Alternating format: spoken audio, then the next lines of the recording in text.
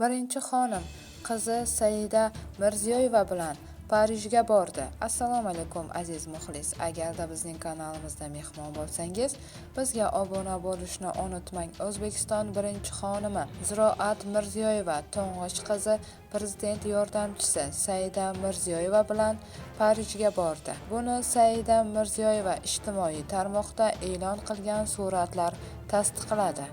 Mirziyoyevaning UNESCO bosh direktori Odri Azuli hamrohligida tashkilotning Parijdagi bosh qarorgohida bo'lib o'tayotgan Markaziy Osiyodagi ilk professional fotosuratchi va kinooperator Xudoybergan Devonga bag'ishlangan ko'rgazmaga borgan.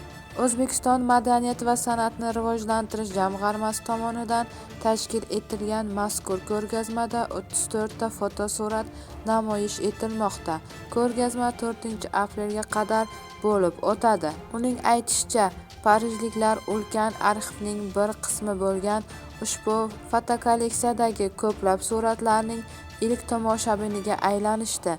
Mazkur noyob suratlar ilgari va O'zbekistonda na xorijda namoyish etilgan.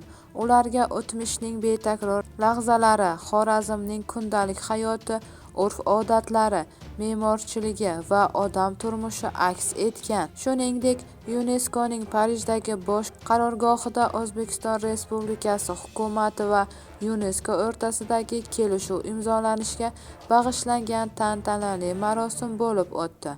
Unda Samarqand rasman UNESCO bosh konferensiyasining 43-sessiyasi o'tkazilgan joy sifatida belgilandi. Eslatib o'tamiz, O'zbekiston Prezidenti Shavkat Mirziyoyev 12-mart kuni Fransiyada davlat tashrifi doirasida BMTning ta'lim, fan va madaniyat masalalari bo'yicha tashkiloti UNESCO bosh direktori Odri Azulini qabul qilgan edi.